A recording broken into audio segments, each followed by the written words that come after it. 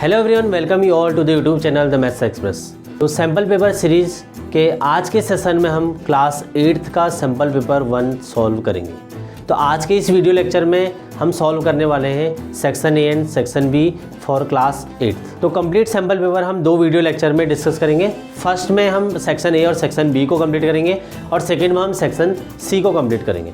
Section A में जहाँ हमारे पास 10 क्वेश्चन है, हर एक 1 मार्क का है। सेक्शन बी में हमारे पास 2 मार्क्स के 8 क्वेश्चन है एंड आउट ऑफ 8 आपको 6 क्वेश्चन करने हैं। वही सेक्शन सी में आपके पास अगेन 8 क्वेश्चन है, 6 क्वेश्चन आपको अटेम्प्ट करने हैं। तो इस तरह से आपका 40 मार्क्स का कंप्लीट पेपर है, तो आपको मेरे साथ वो पूरा सॉल्व करना है। पूरा सैम्पल पेपर हमारा लेटेस्ट सिलेबस पे बेस्ड होगा और प्रीवियस ईयर पैटर्न के अकॉर्डिंग हम तीनों सेक्शंस को सॉल्व करेंगे। तो स्टार्ट करते हैं सेक्शन ए के क्वेश्चन नंबर 1 के साथ। तो पहला क्वेश्चन है हमारे पास कि कुछ सम ऑफ मनी हमारे पास है, तो 25 ईयर्स के बाद वो 3 गुना हो जाता है। तो हमको ये चेक करना है, तो क्वेश्चन में हमको ये बताना है कि कितना रेट ऑफ इंटरेस्ट हमको अप्लाई करना पड़ेगा। तो सबसे पहले सिंपल इंटरेस्ट का आपको फॉर्मूला पता होना चाहिए, S I P into R into T. तो जब भी आपको सम ऑफ मनी दिया हो, it means that is given as principal, and amount अगर आपको कैलकुलेट करना हो, that is the total amount after the sum of principal and interest. ये चीज़ आपको दोनों ध्यान रखनी है, ये टर्म्स आपके बार बार यूज होंगे।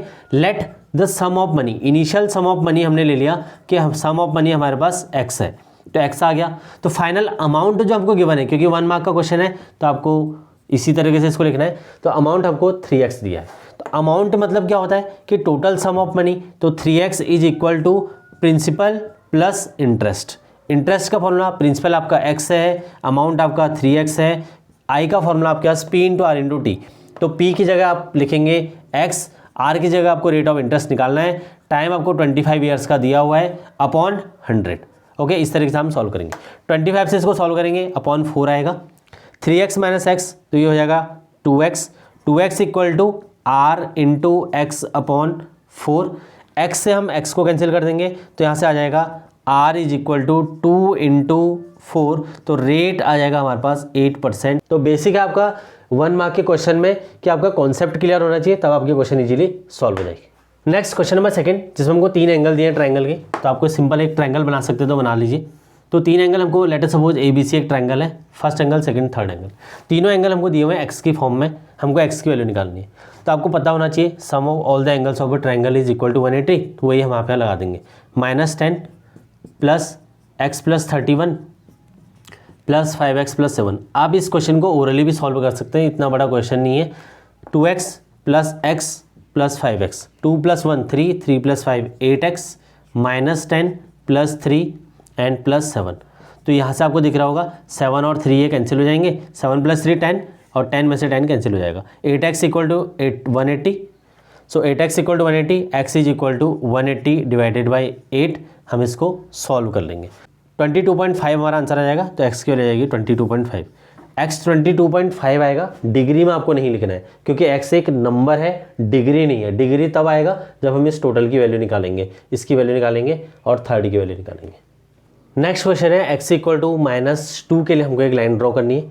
तो जब भी आपको ग्राफ बनाना होगा तो आपको पूरा एक्सेस ड्रॉ करना है इस तरीके से। एक्सेस बनाने के बाद +x + y -x -y आपको डिनोट करने हैं। उसके बाद ओरिजिन को O लिखना है। आप नंबर में गैप भी ले सकते हैं, 2 4 6 हमने ले लिया यहाँ पे, इधर हमने 2 1 4 ले लिया। हमको x इक्वल टू -2 को रिप्रेजेंट करना है। तो x इक्वल टू -2 रिप्रेजेंट करना है, तो आपको पता होना चाहिए x -2 किधर होता है। तो x की नेगेटिव वैल्यू इधर है, तो x इक्वल टू -2 वाली लाइन ये हमारे पास आ जाएगी। तो इसमें हम x इक्वल टू -2 लिख देंगे, तो ये हमारा इसका सॉल्यूशन हो जाएगा। इधर हम -2 एंड -4 लिख लेंगे। नाउ अगर आपको क्वेश्चन आता है कि y इक्वल टू 3 वाली लाइन बनाइए, तो y इक्वल टू 3 आपको दिख रहा होगा, प्लस y इधर है और y इक्वल टू 3 वाली लाइन आपकी ये हो जाएगी। तो सिंगल, जबकि आपके पास सिंगल लाइन आती है तो इस तरीके से आप देखना है पॉइंट, और y इक्वल टू 3 वाली लाइन ही हो जाएगी। अगर x इक्वल टू 6 वाली लाइन आती है तो आपको यहाँ पे x इक्वल टू 6 वाली लाइन इस तरीके से ड्रॉ करनी है। तो यहाँ पर आप लिख देंगे x इज इक्वल टू 6। सो इस तरह से आपको सिंगल वेरिएबल वाली लाइन ऐसे ड्रॉ करनी है, जहाँ पर 2 वेरिएबल होंगे x प्लस वाई। उसको हम लेटर ऑन देखेंगे सेक्शन सी में कि कैसे आपको y equal to mx plus c वाली लाइन ड्रॉ करनी होती है। नेक्स्ट क्वेश्चन, जो कि एक पैरेललोग्राम पे बेस्ड क्वेश्चन है, इसमें हमको 2 एंगल दिए हुए और दोनों अपोजिट एंगल है। आपको प्रॉपर्टी ऑफ पैरेललोग्राम पता होनी चाहिए, opposite angle of a parallelograms are equal. तो अपोजिट एंगल ऑफ पैरेललोग्राम अगर इक्वल होते हैं, इट मीन्स 6x - 17 अगर आप ये वाला एंगल लेते हैं एंड x प्लस 63 हम ये वाला एंगल लेते हैं तो दोनों एंगल हमारे इक्वल होंगे। तो अगर दोनों एंगल हमारे opposite angle of parallelogram equal होते हैं तो उसके अकॉर्डिंग हम क्या कहेंगे कि दोनों एंगल हमारे इक्वल हो जाएंगे। 6x माइनस 17 को हम x प्लस 63 के इक्वल लिख सकते हैं। यहाँ से x को लेफ्ट में लाएंगे तो माइनस एक्स एंड 63 प्लस हो जाएगा 17, तो दोनों का सम करेंगे 80 आएगा। 6x माइनस एक्स 5x हो जाएगा एंड x इक्वल टू आएगा 80/5। इससे इसको सॉल्व करेंगे, वैल्यू आ जाएगी x की 16। तो ये पैरेललोग्राम की प्रॉपर्टी पे बेस्ड है। अगर आपको पता होगा कि opposite angle of the parallelogram equal होते तो आपसे ये क्वेश्चन इजीली सॉल्व हो जाएगा। नेक्स्ट क्वेश्चन हमारे पास जिसमें हमको दिया हुआ है A can do 3/4 of the work in 12 days. तो इस क्वेश्चन को बेसिकली करने के दो तरीके होते हैं। 3/4 ऑफ द वर्क वो 12 डेज में करता है, तो टोटल वर्क कितने दिन में करेगा। आपको हमेशा टोटल वर्क को 1 कंसिडर करना है। Total work is equal to 1। तो आपको देखना है 3/4 ऑफ वर्क आपका कंप्लीट हुआ है, तो आप इसको कंप्लीट 1 कैसे बना सकते हैं। तो 3/4 इंटू 4/3, तो आपके 1 बन जाएगा। 4 से 4 कैंसिल, 3 से 3 कैंसिल। 1 मार्क के क्वेश्चन में आपको ये करना है। 12 डेज, तो 12 डेज आपका ये आ गया। अब 12 डेज अगर आपने लेफ्ट साइड में 4/3 से मल्टीप्लाई किया हुआ है तो इट मीन्स आपको राइट में ही मल्टीप्लाई करना पड़ेगा 4/3। 3 से आप इसको कैंसिल कर दीजिए, हमारा आएगा 4। यहाँ से आपका वर्क कंप्लीट हो गया है क्योंकि आपका ओवरऑल 1 आ गया यहाँ पे। तो 4 इंटू 4 कितना हो जाएगा, 16 डेज में आपका पूरा वर्क कंप्लीट हो जाएगा। Now the question is half of the work कितने दिन में कंप्लीट होगा। अगर 16 डेज में टोटल वर्क हो रहा है तो हाफ ऑफ द वर्क कितना होगा, 8 डेज। तो 8 days to complete the half of the work. तो हाफ ऑफ द वर्क हमारा 8 डेज में कंप्लीट हो जाएगा। अब इस क्वेश्चन को दूसरा तरीका करने का क्या है, क्योंकि 3/4 ऑफ वर्क हमको दिया हुआ है 12 डेज में कंप्लीट है, तो अगर हम यहाँ से ये निकाल लें कि 1 डे में कोई भी पर्सन कितना काम करता है, तो 3/4 और ये 12 आ जाएगा नीचे डिवाइड में। तो 3 से यहाँ कैंसिल कर देंगे, तो 3 4 या 12। It means 1/16 part of work ये 1 डे में करता है। तो टोटल अगर हमको हाफ करना है तो हाफ के लिए हमको देखना पड़ेगा कितने दिन में ये half of the total work करता है। तो अगर इसको हम देखेंगे 1/16 पार्ट हमारे एक दिन में करता है, तो टोटल वर्क करने में कितना टाइम लगेगा, 1/16 1/16 1/16। तो जितना भी हमारे पास नंबर ऑफ डेज होंगे टोटल यहाँ से निकल जाएंगे, क्योंकि एक दिन में लेट अस सपोज आप 1/2 ऑफ वर्क एक दिन में करते हैं, इट मीन्स 1/2 और करेंगे तो 2 दिन में आपका काम पूरा हो जाएगा। अगर 1/16 है इट मीन्स आपको 16 दिन लगेंगे काम करने में। अगर 16 डेज टोटल लगेंगे तो हाफ ऑफ द वर्क आपका 8 डेज में कंप्लीट हो जाएगा। तो दो तरीके से आप इस कॉन्सेप्ट को रीड कर सकते हैं। ओके, नेक्स्ट क्वेश्चन स्क्वायर पे बेस्ड है। बहुत ही सिंपल क्वेश्चन होते हैं पेरीमीटर एंड एरिया पे। हमको पेरीमीटर एंड एरिया निकालना है। Side of the square is given, तो side of square is equal to 6.5 centimetre. Area of square क्या होता है, एरिया निकाल लेंगे, तो एरिया ऑफ स्क्वायर होता है साइड इंटू साइड या ए इंटू ए, तो 6.5 इंटू 6.5। ओके, देन हमको पेरीमीटर ऑफ स्क्वायर निकालना है, तो पेरीमीटर ऑफ स्क्वायर के लिए हम करेंगे 4 इंटू साइड, ये हमारा फॉर्मूला होता है 4 इंटू साइड, तो 4 इंटू 6.5। सो दोनों नंबर को मल्टीप्लाई करेंगे 6.5 इंटू 6.5 एंड 4 इंटू 6.5। तो इसको मल्टीप्लाई करेंगे तो हमारे पास आएगा 4225, क्योंकि 65 का स्क्वायर 4225 होता है, तो 2 पॉइंट हम यहाँ लगा देंगे तो ये हमारा एरिया आ जाएगा। एरिया की यूनिट हमेशा सेंटीमीटर स्क्वायर में होगी। 4 इंटू 6.5 करेंगे तो 26 सेंटीमीटर हमारा आंसर आएगा। तो दोनों क्वेश्चन हमारे सॉल्व हो गए। इस तरीके से दोनों को सॉल्व करेंगे।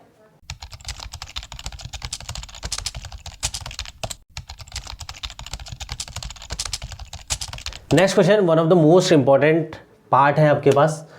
तो इस क्वेश्चन में हमको गिवन है interior angle of a polygon 108 degree. तो जब भी आपको इंटीरियर एंगल कहा जाएगा आपको समझ लेना है कि ईच इंटीरियर एंगल का है, सम ऑफ इंटीरियर एंगल का फॉर्मूला अलग हो जाता है। तो सम ऑफ इंटीरियर एंगल का फॉर्मूला होता है 2n-4 into 90, and sum of interior angle को हम ऐसे भी लिख सकते हैं n-2 कॉमन लेने के बाद इंटू 180। और जब आपको ईच के लिए फॉर्मूला आता है तो ईच के लिए नंबर ऑफ साइड से आप इसको डिवाइड कर सकते हैं, इंटू 180 डिवाइडेड बाई n। तो ये वाला फॉर्मूला आपको यहाँ पर यूज़ करना है। डिवाइड बाई n इसलिए करा क्योंकि नंबर ऑफ साइड्स हमारी n है, तो अगर हमारे पास सम सबका ये है तो एक एंगल का सम, एक एंगल को निकालने के लिए हम उस n से इसको डिवाइड कर देंगे तो 1 की वैल्यू आ जाएगी। तो जो भी आपको रफ वर्क करना होता है आपको हमेशा एक मार्जिन बना के right side of the page हमको कर सकते हैं। कभी भी आंसर के रिप्रेजेंटेशन में आप रफ वर्क को नहीं लेके आएंगे, इस चीज़ का ध्यान रखना। n-2 into 180 divided by n equal to 108 हमको दिया हुआ है। ओके, यहाँ से इसको मल्टीप्लाई कर लेते हैं 108n और यहाँ से इसको मल्टीप्लाई करेंगे तो 180n माइनस 180 इंटू 2 360 की इसकी वैल्यू आ जाएगी। 180n minus 108n is equal to 360 minus right side में जाके प्लस हो जाएगा, 108 लेफ्ट में आगे माइनस हो जाएगा। 180 माइनस 108 इसको माइनस कर लेंगे तो हमारे पास आएगा 72n इक्वल टू 360। यहाँ से n की वैल्यू निकालेंगे 360 अपॉन 72 डिवाइड कर लेंगे तो 5 हमारा आंसर आ जाएगा। तो it means n equal to 5 हो जाएगा। n इक्वल टू 5 मीन्स ये जो पॉलीगन है ये हमारा पेंटागन बनेगा, रेगुलर पेंटागन होगा। ओके, नेक्स्ट क्वेश्चन है हमारे पास जिसमें हमको एक सर्कुलर ज्योमेट्री दी हुई है और उस सर्कल का हमको सरकमफेरेंस गिवन है। तो सर्कल का सरकमफेरेंस जब गिवन है तो सरकमफेरेंस की वैल्यू है 308 सेंटीमीटर। सर्कल का सरकमफेरेंस आपको पता होना चाहिए 2 पाई r होता है और सर्कल का एरिया होता है पाई r स्क्वायर। सरकमफेरेंस मीन्स होता है आउटर बाउंड्री, मीन्स ये सरफेस जो है टोटल ये हमारा सरकमफेरेंस ऑफ द सर्कल है 2 पाई r। ये हमारे पास सेंटर है, ये हमारी रेडियस है। ओके, तो 308 आ गया। यहाँ से हम जब तक पाई की वैल्यू कुछ और ना कहा हो आपको 22/7 ही रखनी है। ठीक है, यहाँ से हम r की वैल्यू निकाल लेंगे तो 308 जो डिवाइड में है वो मल्टीप्लाई में चल जाएगा और यहाँ पर हमारे पास 2 इंटू 22 आ जाएगा। 2 से इसको कैंसिल कर देंगे 154 आएगा। फिर हमारे पास 22 और ये है, 2 से आप इसको फिर से कैंसिल कर दिए 2 11 जा और इसको अगर कैंसिल करेंगे तो इसको कैंसिल करके आएगा हमारे पास 77। Now we have 77 into 7 divided by 11। ये सिंप्लीफिकेशन क्लास 4th के हैं इसलिए मैं यहाँ पर डिस्कस नहीं कर रहा हूँ क्योंकि सिंपल से सिंपली हमको सिंप्लीफाई करना है इसमें। तो 11 7 जा 77 एंड 7 इंटू 7 आ जाएगा 49 सेंटीमीटर। तो r की वैल्यू यहाँ पर 49 सेंटीमीटर हो जाएगी। तो डायमीटर हमको निकालना है तो डायमीटर ऑफ द सर्कल होता है ट्वाइस ऑफ रेडियस, क्योंकि डायमीटर हमारा पूरा सर्कल का ये होता है, ये पूरा डायमीटर है। तो डायमीटर सर्कल 2 इंटू r तो 2 इंटू 49 तो 98 सेंटीमीटर हमारा डायमीटर ऑफ सर्कल हो जाएगा। नेक्स्ट क्वेश्चन सिंपल क्वेश्चन है बट थोड़ा सा आपको एक चीज़ ज्योमेट्री में समझ में आनी चाहिए कि जब हमको रोम्बस दिया होता है तो यहाँ पर हमको गिवन है area of rhombus and second हमको गिवन है side of rhombus. Area of rhombus हमको गिवन है 2016 centimetre square and side of rhombus हमको गिवन है 63 सेंटीमीटर। तो हमने 2 काजू कतली बना दिए। काजू कतली का शेप आपने देखा होगा रोम्बस की तरह होता है, सारी साइड्स इक्वल होती है। रोम्बस की प्रॉपर्टी है सारी साइड्स इक्वल होती है, अपोजिट साइड्स पैरेलल होती हैं, अपोजिट एंगल इक्वल होते हैं। इट मीन्स ये सारी की सारी प्रॉपर्टी पैरेललोग्राम की फॉलो करता है। इट मीन्स इसमें हम एरिया ऑफ पैरेललोग्राम का फॉर्मूला लगा सकते हैं। तो कैसे लगाएंगे उसको देखते हैं। 63 सेंटीमीटर हमको ये बेस दिया हुआ है, ये हमारे पास हाइट है। तो पैरेललोग्राम में क्या होता है अपोजिट साइड्स इक्वल होती हैं, बट हमको अगर सारी साइड इक्वल दी हुई हैं तो उसमें तो कोई दिक्कत ही नहीं है। जब सारी साइड इक्वल है तो अपोजिट साइड भी इक्वल होंगी।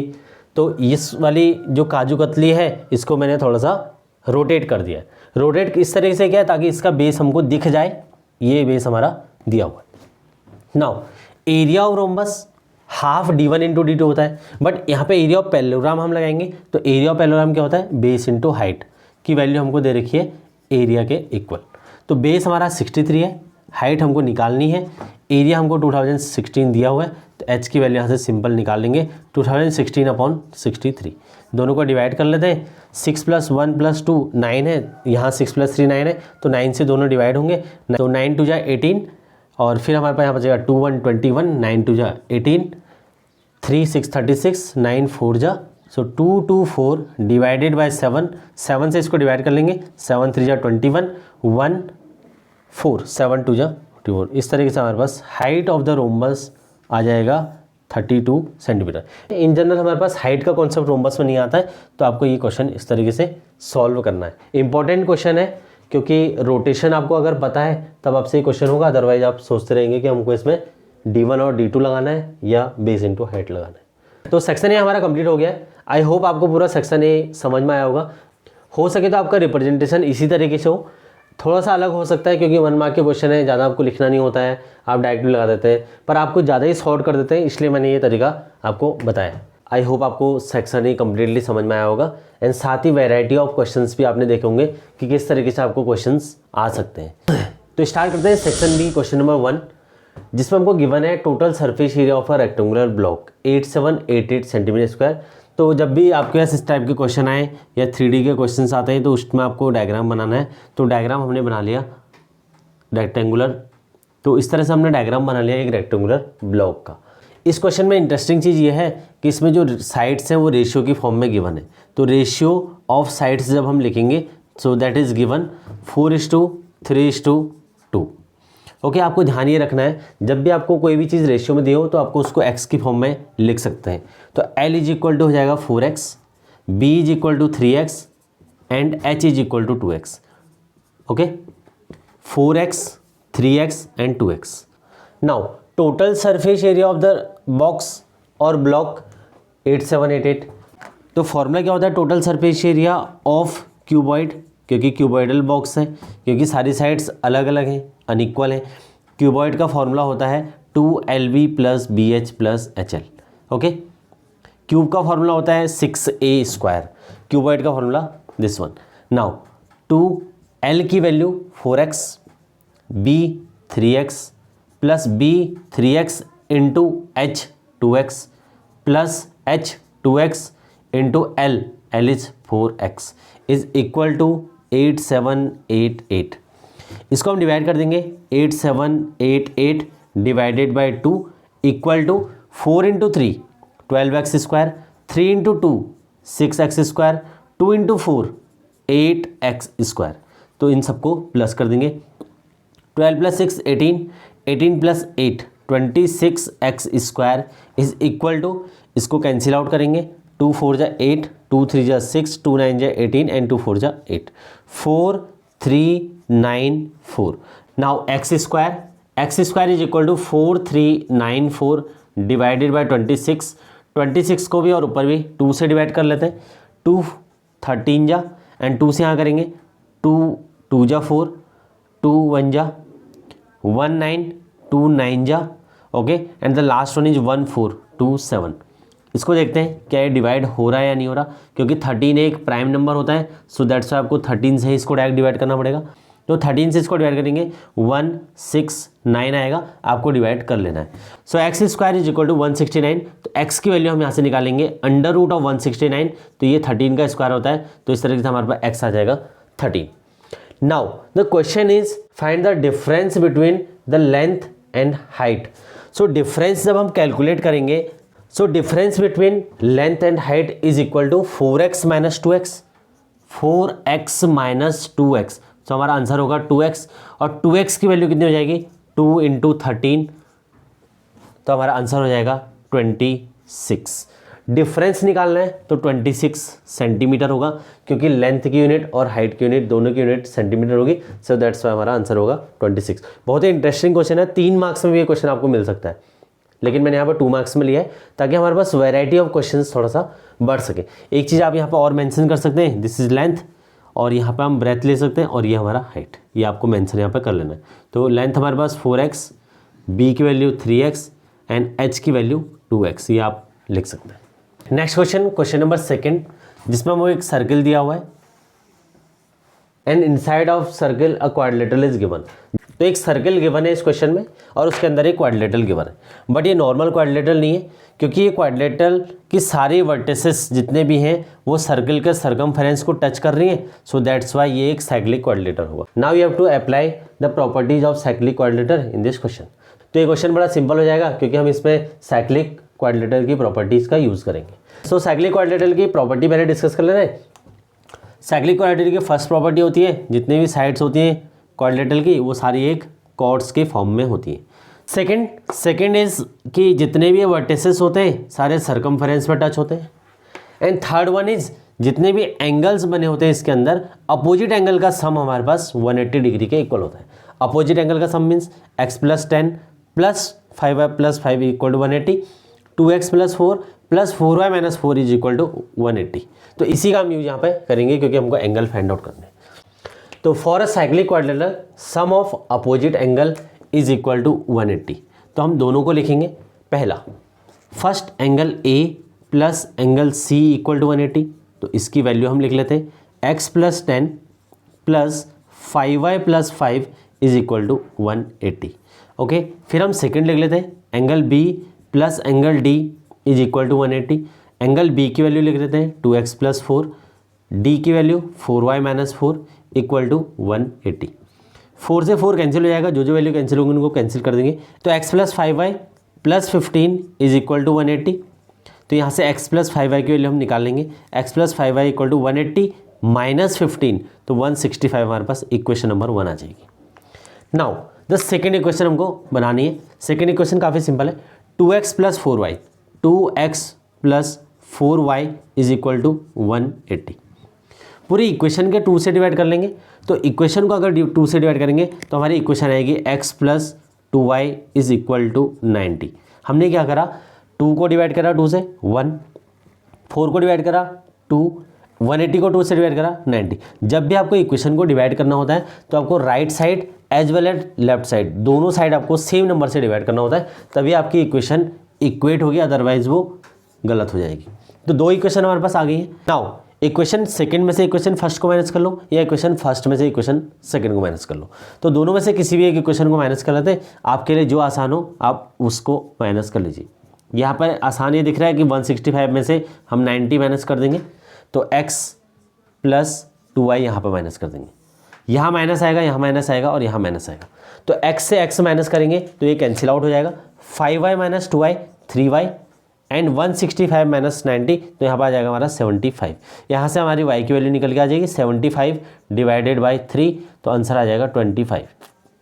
अब आपको एक चीज़ ध्यान रखनी है, 25 जो y की वैल्यू आई है वो डिग्री में नहीं होगी, because y is a variable, और y एक वेरिएबल है तो उसकी वैल्यू एक नंबर के फॉर्म में होगी, डिग्री के फॉर्म में नहीं होगी। डिग्री वो में और तब कन्वर्ट होगा जब आप y की वैल्यू यहाँ पर रखेंगे 25 इंटू 5 125 प्लस 5, ओवरऑल हमारा एंगल आएगा 130 डिग्री। अगर आपको कहा जाएगा कि एंगल C की वैल्यू बताओ, तब आपके पास y की वैल्यू कैलकुलेट करने के लिए कहा जाएगा। सेकंड हम x की वैल्यू निकालेंगे।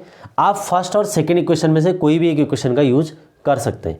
तो मैं यहाँ पे लिख रहा हूँ फ्रॉम इक्वेशन फर्स्ट, तो इक्वेशन फर्स्ट से हम x की वैल्यू निकालेंगे। x plus 5y is equal to 165, x plus 5 into 25, क्योंकि y की वैल्यू 25 है, तो यहाँ से हम x की वैल्यू निकालेंगे 165, 25 इंटू 5 125, राइट साइड में आगे माइनस हो जाएगा, तो यहाँ से x की वैल्यू आ जाएगी हमारे पास 40। 40 is a number not degree. Again reason same है, जब x की वैल्यू यहाँ पुट करेंगे तो 40 इंटू 2 80, 80 प्लस 4 84, तो 84 डिग्री हमारा एंगल B आएगा। सो इस तरीके से हमने x और y की वैल्यू फाइंड आउट कर ली है। फिर से अगेन मैं यही चीज़ कहूँगा कि ये क्वेश्चन 2 मार्क्स में भी आ सकता है और 3 मार्क्स में भी, बट वेराइटी के लिए हमने ये क्वेश्चन 2 मार्क्स में रखा हुआ है। ओके, नेक्स्ट क्वेश्चन जो कि बेस्ड हमारा कंपाउंड इंटरेस्ट पे, जिसमें हमको compound interest as well as amount find out करना है। एक सम ऑफ मनी दिया हुआ है, मैंने आपको पहले भी कहा था सम ऑफ मनी जब भी गिवन हो इट मीन्स आपको गिवन है P, एंड P की वैल्यू कुछ आपको गिवन है। रेट ऑफ इंटरेस्ट, तो रेट ऑफ इंटरेस्ट आपका दिया हुआ है, rate of interest is R, and third one is time period, कितने टाइम पीरियड के लिए ये सम ऑफ मनी आपने या तो उधार दे रखी है या उधार ली हुई है। सो यहाँ पर फॉर्मूला हमारा इंपॉर्टेंट होने वाला है। सम ऑफ मनी हमको दिया हुआ है 6250 रुपीज़ 6250, रेट ऑफ इंटरेस्ट हमको दिया हुआ है 16% एंड टाइम 3 ईयर्स। ओके, इस तरीके से हमको ये गिवन चीज़ें हमने गिवन लिख दिया है। नाउ द फॉर्मूला हमारा होता है amount is equal to P principal 1 plus R upon 100 to the power n। ये आपका फॉर्मूला है। फॉर्मूले में आपको एक चीज़ ध्यान रखनी है कि जो वैल्यू हमने लिखी हुई है P R T, उनका आपको यूज़ करना है। यहाँ आप कैपिटल R भी ले सकते हैं और स्मॉल r भी, हमने कैपिटल R लिया तो हम कैपिटल R पुट कर लेंगे। n is time period, time period के लिए T भी यूज़ कर सकते हैं और n भी यूज़ कर सकते हैं। इन जनरल अगर आपने देखा होगा सिंपल इंटरेस्ट का हमने क्वेश्चन किया था पहले भी सेक्शन ए में, P into R into T होता है। इस केस में आपका जो सिंपल इंटरेस्ट है ये यहाँ पे इंटरेस्ट डायरेक्ट बताता है। सिंपल इंटरेस्ट के केस में ये वाला फॉर्मूला आपका डायरेक्ट सिंपल इंटरेस्ट की वैल्यू बताता है, बट कंपाउंड इंटरेस्ट के केस में आपको अमाउंट की वैल्यू पता लगती है। अगर आपको इस केस में अमाउंट निकालना है तो amount is equal to principal plus interest, दोनों को ऐड करना होता है। तो इस केस में हमको अमाउंट डायरेक्ट वैल्यू निकल के आती है। तो P की वैल्यू हमारे पास 6250 और वैल्यू रख देंगे 1 प्लस R की वैल्यू है 16 अपॉन 100 टू द पावर 3, क्योंकि टाइम पीरियड हमारा 3 ईयर्स का है। 6250 1 यहाँ से हम इसको पहले सिंपल कर देते हैं, सिंप्लीफाई। तो यहाँ से पहले हम इसको सिंप्लीफाई कर देते हैं। 4 4 जा 16 एंड 4 25 से कैंसिल आउट कर देंगे। फिर हम एलसीएम ले लेंगे। 25 into 1 25 plus 4 divided by 25 and power is 3। Power 3 इसलिए लेंगे क्योंकि हमारे पास यहाँ पे क्यूबिक टर्म है, तो इसकी पावर 3 आ जाएगी। नाउ 6250 और यहाँ पर हम 3 बार इस नंबर को मल्टीप्लाई करेंगे। 29/25 इंटू 29/25 इंटू 29/25। नाउ हमको सिंप्लीफाई करना है। सिंप्लीफाई करने के लिए आपको 25 की टेबल आती है तो वेल एंड गुड, अगर नहीं आती है तो आपको एक सिंपल सी चीज़ पता होनी चाहिए कि दोनों नंबर 5 से डिवाइड होंगे। तो अगर आप इसको सिंप्लीफाई करेंगे, 25 का अगर आपको स्क्वायर पता हो तो 625 होता है। तो इसी नंबर को आप एक अलग तरीके से लिख सकते हैं। वो क्या है कि 6250 को आप 625 इंटू 10 भी लिख सकते हैं। कुछ चीज़ें आपको पता होनी चाहिए, अगर नहीं पता है तो ये चीज़ें आपके दिमाग में होनी चाहिए। तो कैसे हम इस फ्रैक्शनल वैल्यू को, जो कि काफ़ी बड़ी लग रही है, उसको इजीली सॉल्व करें। तो 25 इंटू 25 का स्क्वायर 625 होता है, और ये 25 और ये 25 दोनों इससे कैंसिल हो जाएंगे। ओके, नाउ 10 एंड 25, 5 5 जा एंड 5 2 जा। Now 29 into 29 into 29 into 2 into 5, इस टाइप से हमारे पास वैल्यू बची हुई है। 2 इंटू 29 इंटू 29 का स्क्वायर होता है 841 इंटू 29 एंड डिवाइडेड बाई 25। इस तरीके से हम जब पूरी वैल्यू निकालेंगे तो पूरी वैल्यू से हमारे पास टोटल अमाउंट निकल के आ जाएगा। नाउ 29 को जब हम 841 से मल्टीप्लाई करेंगे तो हमारा आंसर आएगा 24389, और यहाँ पर हम 5 से इसको डिवाइड कर देंगे। ये 5 है, 25 नहीं है, 5 इंटू 2, तो 2 से मल्टीप्लाई करना है और 5 से डिवाइड करना है। तो इसको सॉल्व करके हमारे पास आया 9755.6। तो ये हमारा टोटल अमाउंट हो जाएगा। इसका मतलब क्या हुआ, लेट अस सपोज कोई भी अगर 6250 यानी कि 6250 रुपये 3 साल के लिए 16% के रेट से किसी से उधार लेता है, तो after 3 years as per compound interest 9755.6 rupees उसको रिटर्न करने होंगे। नाउ कितना इंटरेस्ट है, अगर हमको इंटरेस्ट कैलकुलेट करना होगा तो I = A - P, यहाँ पर हमको फॉर्मूला लगाना पड़ेगा। 9755.6 माइनस 6250 करेंगे तो यहाँ से हम इजीली माइनस कर सकते हैं। 0.6 यहाँ पे एज इट इज रहेगा। 5 - 0 5, 5 - 5 0, 7 - 2 5 एंड 9 - 6 3। तो ये हमारा अमाउंट होगा which is we have to paid as a interest to the second person. या अगर आपने बैंक से लोन लिया हुआ है तो इतना हमको इंटरेस्ट पे करना पड़ेगा after a time period of 3 years. Next question हमारा बेस्ड है सर्कल पे, जिसमें हमको सर्कल के रेडियस गिवन हुई है 17 सेंटीमीटर, एंड एक चीज़ हमको और गिवन है कॉर्ड की लेंथ। तो सर्कल की जो रेडियस है that is 17 centimetre and chord length आपको दी हुई है 16 सेंटीमीटर। इसको आप आउटसाइड ऑफ द सर्कल भी रिप्रेजेंट कर सकते हैं। ये हमको 16 सेंटीमीटर दी हुई है। Now we have to find out the perpendicular distance from the centre of the circle to the chord. ये हमको डिस्टेंस फाइंड आउट करनी है कि ये डिस्टेंस कितनी होगी। तो गिवन दैट जो भी हमको गिवन होगा सर्कल के केस में या ज्योमेट्री के केस में, आपको विशेष ध्यान रखना है कि जो भी आपको गिवन होता है आपको फर्स्ट ऑफ ऑल वो लिख लेना है। ओके, तो रेडियस ऑफ द सर्कल हमको गिवन है 17 centimetre and the length of the chord which is 16 centimetre. तो इसमें आपको सर्कल का एक थ्योरम याद रखना है। अगर सेंटर से कोई भी परपेंडिकुलर डिस्टेंस किसी कॉर्ड पे गिराते हैं या सेंटर से कोई भी परपेंडिकुलर डिस्टेंस किसी भी कॉर्ड को कट करती है तो वो इक्वली इसको 2 पार्ट में डिवाइड करती है। The first one, this one and this one, so both are equal. Let us suppose ये O है और AB is the chord of the circle and this is the point M, so AM = MB इस case में होगा। ये आपकी theorem है, आपको याद रखनी है। तो सो हमको जो गिवन है उसके अकॉर्डिंग अगर हम देखेंगे OM is perpendicular to AB। इसका मतलब होता है परपेंडिकुलर मीन्स 90 डिग्री जब भी कोई लाइन किसी दूसरी लाइन पे बनाती है तो 90 डिग्री बनाया। OM is perpendicular to AB, so hence इसका रिजल्ट जो होगा, रिजल्ट आउटपुट हमारे पास होगा AM = MB।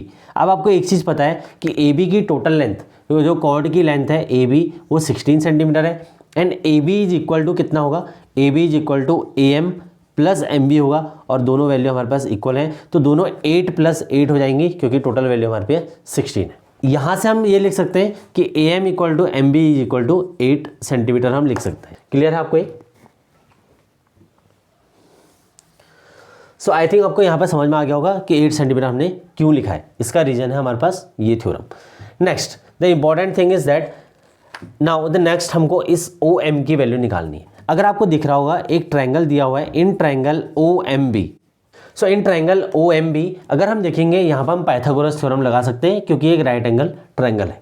तो राइट एंगल ट्रायंगल में क्या होता है, hypotenuse square is equal to perpendicular square plus base square. Hypotenuse square अगर आप देखें तो ओ बी स्क्वायर है, perpendicular square is O M square which we have to find out, and the third one is M B which is base square. O B square की value आपको पता है 17 centimetre है, ये भी radius है और ये भी रेडियस है, तो दोनों 17 हो जाएंगे। 17 का square equal to O M square जो कि हमको निकालना है, plus M B is 8 square, okay 8 square. Now O M की वैल्यू निकालेंगे तो O M square is equal to 17 square, 17 square होता है 289 एंड माइनस 8 स्क्वायर कर देंगे, इसको लेफ्ट में ले आएंगे या राइट में ले आएंगे, दोनों को एक साइड लिखेंगे तो ये 64 सेंटीमीटर आ जाएगा। सो यहाँ से हम जब इसकी वैल्यू कैलकुलेट करेंगे तो स्क्वायर में से इसको माइनस करेंगे, वैल्यू हमारे पास आएगी 225। तो ओ एम स्क्वायर की वैल्यू होगी हमारे पास 225। तो ओ एम की जब वैल्यू निकालेंगे वो आएगी under root of 225, so that is 15 centimetre. तो ये हमारे पास लेंथ आ गई। So this is the solution of this question. I hope आपको पूरा क्वेश्चन समझ में आया होगा, किस तरह से हमने सर्किल को बनाया है, कैसे आपने डायग्राम को रिप्रेजेंट किया है, क्या कॉर्ड हमने बनाई है, क्या हमने गिवन लिखना है और कौन सा फॉर्मूला आपको यूज करना है, ये आपको क्लियर हो गया होगा इस क्वेश्चन में। तो this type of question is very important for your exam purpose. Next question जिसमें हमको ratio of angles of a quadrilateral दिया हुआ है, तो हम पहले रेशियो को लिख लेते हैं फिर। सो इसमें हमको रेशियो गिवन है, रेशियो इज इक्वल टू 2:3:5:8, ये हमको रेशियो गिवन है। अब किसी भी क्वाड्रिलेटरल के एंगल्स का सम, एंगल सम प्रॉपर्टी के अकॉर्डिंग 360 डिग्री होता है, तो 2:3:5:8। तो अगर आपको क्वाड्रिलेटरल पर क्वेश्चन आए, रैंडम क्वाड्रिलेटरल है तो कोई भी क्वाड्रिलेटरल आप बना दीजिए, इसकी नेमिंग कर दीजिए ABCD, तो यहाँ से हम इसके एंगल का सम भी इजीली लिख पाएंगे। इसमें हमको गिवन है रेशियोज, तो मैंने आपको कहा था कि जब भी आपको इस टाइप का रेशियो गिवन हो आप इसको 4 पार्ट में डिवाइड कर लीजिए। Angle A 2x, angle B 3x, angle C की वैल्यू हम लिख लेंगे 5x एंड एंगल D की वैल्यू हम लिख लेंगे 8x। तो इस तरीके से चारों एंगल को हमने लिख लिया 2, 3, 5 and 8x। Okay, now 2x, 3x, 5x and 8x, ये हमारे पास एंगल्स आ गए। तो एंगल सम प्रॉपर्टी के अकॉर्डिंग हम देखेंगे the sum of angles of a quadrilateral is equal to 360 degree. Now हमको करना क्या है, a plus B plus C plus D को ऐड कर देना है, तो 2x plus 3x plus 5x plus 8x, इन सबका सम टोटल हो जाएगा 360 डिग्री के इक्वल। नाउ हमको सबको ऐड करना है, 8 plus 5 13, 13 plus 3 16, 16 plus 2 18x is equal to 360 degree, hence x is equal to हो जाएगा 360 डिग्री अपॉन 18, 18 से इसको कैंसिल करेंगे तो x की वैल्यू 20 आएगी। Again x is a number not any angle, क्योंकि x से एंगल तब बनेगा जब ये 2 से मल्टीप्लाई होगा। सेम हमको चारों एंगल फाइंड आउट करने हैं, तो a equal to 2x, b is equal to 3x, c equal to 5x and d is equal to 8x। तो इन सब की वैल्यू हम कैलकुलेट करके लिख लेंगे। So first one 2 into 20 40 degree, second one 3 into 20 60 degree, third one 5 into 20 100 degree and fourth one 8 into 20 160 degree. Hence हमने इस तरीके से सारे एंगल निकाल लिए। आपके पास ऐसे ही क्वेश्चन बुक में भी है, बट हमने यहाँ पर रेशियो चेंज करके देखा है कि क्या क्वेश्चन पे वेरिएशन आ सकता है। Next question, question number 6। ये क्वेश्चन थोड़ा इस टाइप का है कि आपको इसको देख के थोड़ा डर लगता है। ये मैं ऐसा फील करता हूँ, जब भी क्वेश्चन बच्चे इस टाइप का देखते हैं तो इसको देख के थोड़ा सा डर जैसा लगता है। A can do a piece of work in 6 days में। 6 डेज में कोई एक आदमी एक काम को कर लेता है, उसी काम को जो बी है, B can do the same work in 4 days. ये आदमी इसको 4 दिन में।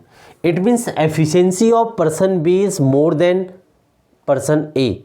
अगर मैं किसी को काम पे रख रहा हूँ तो मैं चाहूँगा कि जो आदमी 4 दिन में काम कर दे वो अच्छा है, कंपेयर टू दैट कोई आदमी 6 दिन में काम कर रहा है, आपका काम जल्दी हो जाएगा तो आपको दिहाड़ी कम देनी पड़ेगी। नाउ इन 1 डे, अब एक दिन में हम निकालेंगे कितना काम करता है। अगर ये 4 दिन में कोई आदमी कंप्लीट कर रहा है, लेट अस सपोज मैं 4 दिन में कोई काम कर रहा हूँ, तो 4 दिन में काम कर रहा हूँ तो इट मीन्स मैंने फर्स्ट दिन में 1/4 करा, 1/4 करा, 1/4, 1/4। 1/4 का मतलब क्या है, इट मीन्स मैंने 25% वर्क, 25%, 25%, 25% बाइफर्केट करना आपको वर्क को। अगर 4 दिन में पर्सन बी इस काम को कंप्लीट कर रहा है तो 25% वो हर दिन कर रहा है। अगर 6 दिन वाला देखें तो 6 दिन वाला आदमी 1/6 1/6 1/6, तो ये 6 दिन में कर रहा है, तो इस तरीके से इसको 6 पार्ट में डिवाइड करेंगे। इट मीन्स ये 16.67% वर्क एक दिन में काम कर रहा है, तो हर दिन ये 16.67 करते रहेगा, तो हर दिन ये 6 दिन में काम इसको कंप्लीट करना पड़ेगा, या 6 दिन में ये काम कंप्लीट कर लेगा। ओके, ये तो हो गया इसका बेसिक्स। तो इन 1 डे जब हम निकालते हैं, A can do 1/6 part, 1/6 part ये कर पाएगा। ओके, और ये आदमी B can do the same work 1/4 part. अब आपको ध्यान रखना पड़ेगा कि इस आदमी का जो पार्ट है वो 1/4 है, और इस आदमी का जो पार्ट है वो 1/6 है। इसका मतलब इसका पार्ट जो है ये 25% है, इसका पार्ट ये 16.67% है। अगर आपको एक चीज़ समझ में आया होगा यहाँ पे कि पर्सन बी की जो स्पीड है वर्किंग की वो थोड़ा सा ज़्यादा है, इट मीन्स 25% इसका पर डे काम करता है, और ये आदमी थोड़ा सा स्लो है, 16.67% ऑफ वर्क एक दिन में करता है। ओके, आपको बेसिक्स इसका समझ में आ गया होगा। नाउ अकॉर्डिंग टू क्वेश्चन, ये नोटेशन हमारा बहुत इंपॉर्टेंट होता है, जिसकी वजह से हमको कुछ लाइन से हम बच भी सकते हैं, कुछ स्टेटमेंट हम नहीं भी लिखेंगे तो चल जाएगा। फॉर फर्स्ट 2 डेज ए अकेला काम करता है और उसके बाद बी ज्वाइन करता है। अगर ए 2 दिन काम करेगा तो 1/6 + 1/6 पार्ट करेगा। तो फॉर फर्स्ट 2 डेज सिर्फ ए अकेला काम करता है, और ए एक दिन में कितना करता है 1/6, तो 2 दिन में कितना करेगा 2 × 1/6, यस और नो। 1/6 + 1/6 तो 2/6 हो जाएगा, और 2/6 का मतलब कितना हुआ 1/3। सो 1/3 ऑफ द टोटल वर्क ये कंप्लीट कर चुका है। अब हमारे पास हमेशा आपको ध्यान रखना है, हमने सेक्शन ए में भी एक क्वेश्चन किया था, उसमें हमने टोटल वर्क को 1 लिया था। अगर आपका 1/3 पार्ट हो चुका है तो रिमेनिंग पार्ट कितना बचा 2/3, तो इट मीन्स हम रिमेनिंग वर्क निकाल सकते हैं यहाँ पर से। तो रिमेनिंग वर्क कितना हो जाएगा, टोटल 1 - 1/3, इसका मतलब 2/3 पार्ट ऑफ द वर्क अभी बचा हुआ है। तो 2/3 पार्ट ऑफ टोटल वर्क हमारा बचा हुआ है। इट मीन्स इसने 33.33% तो वर्क काम कर लिया है, बट 66.67% काम अभी बचा हुआ है। नाउ बी ज्वाइन करता है। बी थोड़ा सा चालू आदमी है, थोड़ा सा बाद में ज्वाइन करता है। जैसे ही बी ने ज्वाइन किया तो बी के ज्वाइन होने से अब दोनों की वर्किंग की एबिलिटी इस काम में ऐड हो जाएगी। ऐसा नहीं है कि ए थोड़ा तेज काम करने लग जाएगा, रीज़न ये है क्योंकि दोनों के काम अब ऐड होंगे, क्योंकि इन 1 डे ए अकेला कर रहा था, अब दोनों के काम ऐड हो जाएंगे। तो 3rd डे ऑनवर्ड जो भी काम होगा उसमें ए और बी का कंट्रीब्यूशन होगा। ए एक दिन में 1/6 पार्ट करता है, बी एक दिन में 1/4 पार्ट करता है। दोनों का एलसीएम लेंगे तो 12 आएगा, 6 × 2 = 12 तो ऊपर 2 आ जाएगा, प्लस 4 × 3 = 12 तो यहाँ 3 आ जाएगा। 5/12 ऑफ द टोटल वर्क अब एक दिन में हो रहा है। नाउ रिमेनिंग वर्क कितना है 2/3 पार्ट, एक दिन में कितना कर रहे हैं दोनों मिलके 5/12 पार्ट। देखते हैं कितने दिन में ये काम करेंगे। नंबर ऑफ डेज रिक्वायर्ड कितने होंगे जब बी ने ज्वाइन किया काम को, तो 2/3 पार्ट तो टोटल है, और इस पूरे को हम डिवाइड कर देंगे दोनों की वर्किंग एबिलिटी से या दोनों की वर्किंग एफिशिएंसी से। तो 2/3 एज इट इज रहेगा, डिवाइड है तो रेसिप्रोकल करके उल्टा हो जाएगा, 12/5 आ जाएगा, 3 × 4 = 12 तो 8/5 डे। इसका मतलब क्या हुआ 8/5 का मतलब क्या हुआ कि 1 डे कंप्लीट। इसको हम क्योंकि अगर इम्प्रॉपर फ्रैक्शन में लिखेंगे तो 1 होल 3/5 आएगा। It means 1 day complete and 3/5 of the second day. तो इस तरीके से हमने ये इसका काउंट कर लिया। तो अगर टोटल नंबर ऑफ डेज देखते हैं कि जब ए ने स्टार्ट किया और बी के ज्वाइनिंग के लास्ट तक काम कितने दिन में हो रहा है, तो 2 दिन तक तो अकेले ने करा था ए ने, 3rd डे से आया था। तो 3rd डे से जब ये कामचोर आया तो इसने क्या किया, थोड़ा सा काम की एफिशिएंसी को बढ़ा दिया। तो बढ़ाने के बाद टोटल वर्किंग डेज जो होंगे वो हम काउंट करेंगे, तो ए के साथ साथ बी का भी जो कंट्रीब्यूशन होगा वो हमको ऐड करना पड़ेगा। तो पहले 2 दिन प्लस 1 दिन तो 3 डेज एंड 3/5 इस तरीके से हम इसको लिखेंगे, या आपको डायरेक्ट लिखना है तो 3 कंप्लीट डेज एंड 3/5 ये आ जाएगा। लेट अस सपोज कोई भी आदमी है वो 10 घंटे एक दिन में काम करता है। मैं एग्जैक्ट इसका निकालना चाह रहा हूँ कि कितना इन्होंने, लेट अस सपोज हमको नंबर ऑफ आवर्स में इसको आंसर निकालना होता, और एक दिन में कोई भी आदमी 10 घंटे काम करता है। तो पहले कंडीशन 3 है, 3 तो कंप्लीट है, तो 10 × 3 30 आवर्स हो जाएगा।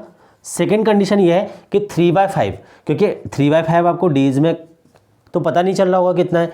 तो 3/5 इंटू 10 आवर्स अगर मान लो काम करता है तो 5 2 जा 10, 3 2 जा 6, तो टोटल वर्किंग आवर्स कितने हो गए हमारे 30 + 6 36 आवर्स हमारा टोटल वर्किंग आवर आ गया। आई होप आपको पूरा क्वेश्चन समझ में आया होगा कि किस तरह से इस क्वेश्चन से डरना नहीं है, थोड़ा सा लड़ना है। अगर आप देखेंगे तो इस तरीके से क्वेश्चन सॉल्व हो जाए। नेक्स्ट क्वेश्चन जिसमें भी कि हमको 2 चिमनीज दे रखी है, दोनों चिमनीज की लेंथ गिवन है 18 metre high and 13 metre high and distance between their feet is 12 metre. हमको फाइंड करना है इस क्वेश्चन में हाइट, हमको इस क्वेश्चन में फाइंड आउट करना है डिस्टेंस बिटवीन देयर टॉप, कितना डिस्टेंस दोनों के टॉप के बीच में है। तो इस क्वेश्चन को जब हम सॉल्व करेंगे तो सॉल्व करना तो बड़ा आसान है।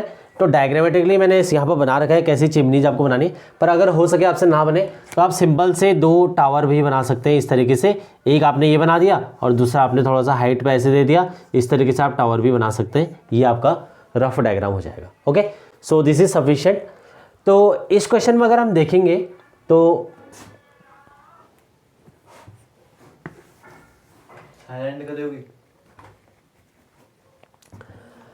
इस क्वेश्चन में अगर हम देखेंगे कि कैसे हमको इस क्वेश्चन को सॉल्व करना है, तो डिस्टेंस बिटवीन देयर फीट हमको दिया हुआ है। तो इसमें हाइट ऑफ द चिमनीज हमको दिया हुआ है 18 metre and 13 metre and distance between their feet ये भी हमको गिवन है।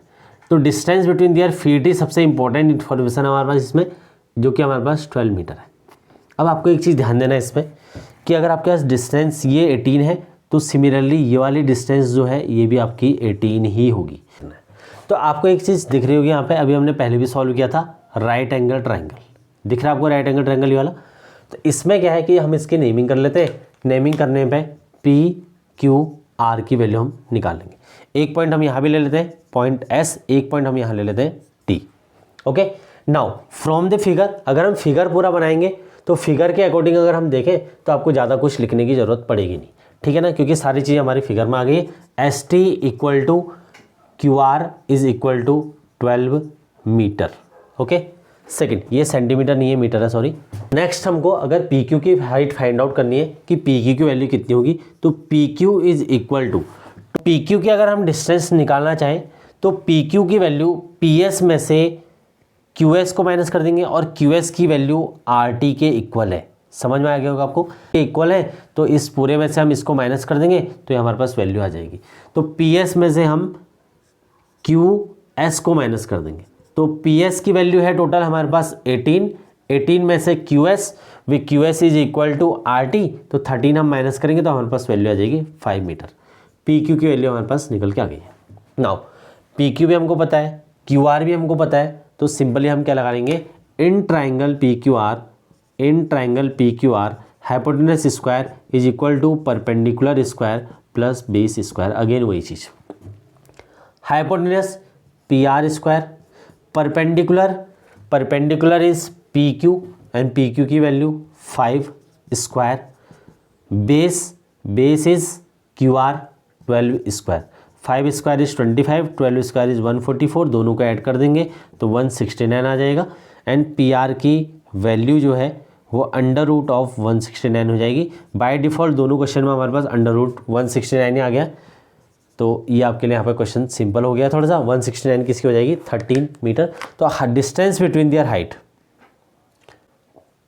तो हम लिख लेंगे distance between there top, answer हो जाएगा 13 मीटर। सो इस तरीके से हमने ये क्वेश्चन सॉल्व कर लिया।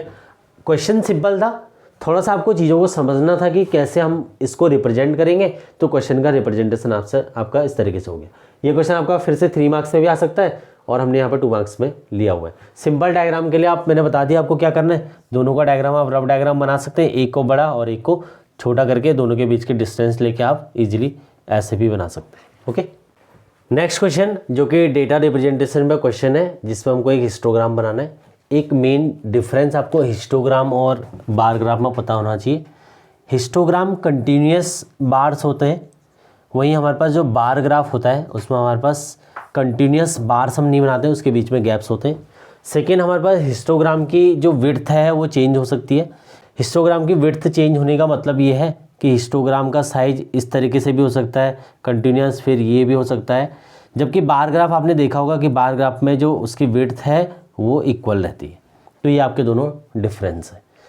फर्दर आपको 9th क्लास और 10th क्लास में मिलेगा कि हिस्टोग्राम से हम फर्दर कुछ और चीज़ें फ्रीक्वेंसी डिस्ट्रीब्यूशन बनाते हैं, तो वो चीज़ें वहाँ पे यूज़ होती हैं। अभी के लिए आपको सिर्फ डिस्ट्रीब्यूशन को रिप्रेजेंट करने के लिए हिस्टोग्राम का यूज़ करना है। तो जब भी हिस्टोग्राम पे आपको क्वेश्चन आएगा, आपको ग्राफ दिया होगा, उस ग्राफ को आपको स्टार्ट करना है। यहाँ हमको एक चीज़ ध्यान रखनी है कि 40 से 45 में हमको डेटा गिवन है। अगर 0 से गिवन होता है तब तो आपका 0 से स्टार्ट होगा, अदरवाइज आपको यहाँ पे एक जिगजैग लाइन यहाँ पर बनानी पड़ेगी विच इंडिकेट कि आपकी जो डेटा है वो 0 से स्टार्ट नहीं हो रहा है। ओके, 40 to 45 से स्टार्ट है, तो 40 to 45 में हम देख लेंगे कि कितना हमारा फ्रीक्वेंसी बन रही है। तो फर्स्ट हमारे पास है 10, तो 40 to 45 के ग्राफ में हम रिप्रेजेंट करेंगे 10 को। सेकेंड हमारे पास 25 है, 25 तक इस वैल्यू को ले जाएंगे और 25 में हम इस ग्राफ को रिप्रेजेंट कर देंगे। नेक्स्ट हमारा 50 to 55 में 27 वैल्यू है, fourth one is 16, fifth one 10, then 7 और 5। इस तरह से हमने हिस्टोग्राम को रिप्रेजेंट कर लिया है। रिप्रेजेंटेशन के बाद अगर आपको इसको थोड़ा सा ड्रॉ करना है तो आप इस तरीके से बना सकते हैं। अगर आपको डेटा दिख रहा हो तो वेल एंड गुड, नहीं तो यहाँ पे हमारे पास 10 वैल्यू दी है, ये 25 है, कॉरस्पॉन्डिंग वैल्यू जो भी हमको दी हुई है हमने वो राइट डाउन यहाँ पर कर लिया है, 10, 7 एंड 5। ये सारे डेटा हमने लिख दिया। ये हमारा एक्स एक्सिस है। सबसे इंपॉर्टेंट चीज़ जो कि मैं आप बताने वाला हूँ, नंबर ऑफ स्टूडेंट्स, ये हमारा वाई एक्सिस है और ये हमारा एक्स एक्सिस है। Horizontal axis X axis, vertical axis is Y axis. Y axis में हमने नंबर ऑफ स्टूडेंट या फ्रीक्वेंसी को रिप्रेजेंट किया है, वही हमने एक्स एक्सिस में वेट, और वेट हमको रिप्रेजेंट करना है एक्स एक्सिस में, तो हमने एक्स एक्सिस में वेट को रिप्रेजेंट किया है। अगर आपने ये दोनों चीज़ें नहीं लिखी हुई है फिर आपका जो डेटा है वो मीनिंगफुल नहीं होगा, क्योंकि हमको पता ही नहीं होगा कि हमने किस तरीके से डेटा हमने रिप्रेजेंट किया है। सो ये आपको ध्यान रखना है कि हमको जब भी डेटा रिप्रेजेंट करना है तो उसमें एक्स और वाई एक्सिस में जो भी वैल्यूज़ होती है वो हमने लिखनी है। ओके, सो इस तरीके से हमने सेक्शन ए और सेक्शन बी सॉल्व कर लिया है। बहुत टाइप की क्वेश्चंस की वैरायटी आपने देखी होंगी और डिफरेंट टाइप ऑफ मेथड देखे होंगे। थोड़ा क्वेश्चन पेपर का जो लेवल है थोड़ा सा ऊपर हो सकता है, आपको लग रहा होगा, क्योंकि क्वेश्चन पेपर जो एग्ज़ाम में आएगा वो थोड़ा सा इससे ईजी आएगा, तो आपके लिए ही बेनिफिशियल है वो कि अगर आप थोड़ा सा ऊपर लेवल के, थोड़ा सा हायर लेवल के क्वेश्चन करेंगे तो वो आपको बेनिफिट ही देगा। सेक्शन ए और बी हमने कंप्लीट कर लिया है। सेक्शन सी में हम 3 मार्क्स के क्वेश्चन देखेंगे। कुछ क्वेश्चन मैंने डिस्कस भी किए थे, मैंने कहा था ये 3 मार्क्स में भी हो सकता है, तो वो चीज़ें आपको मिल सकती हैं कि 3 मार्क्स के क्वेश्चन भी इसमें हो सकते हैं। सो इसी के साथ ये वीडियो करते हैं यहीं पर समाप्त। अगर वीडियो अच्छा लगा हो तो ज़रूर कमेंट करके बताइएगा। अगर किसी भी प्रकार से कोई इंप्रूवमेंट की रिक्वायरमेंट होगी आप ज़रूर बताना, तो नेक्स्ट वीडियो हम वो चीज़ करके देखेंगे कि क्या इंप्रूवमेंट हम कर सकते हैं। तब तक के लिए गुड बाय, टेक केयर, खुश रहो, सीखते रहो, जय हिंद।